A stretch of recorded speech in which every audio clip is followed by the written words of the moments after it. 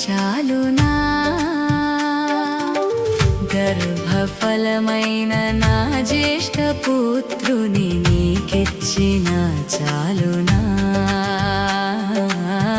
గర్భఫలమైన నా జ్యేష్ఠ పుత్రుని నీకిచ్చిన చాలునా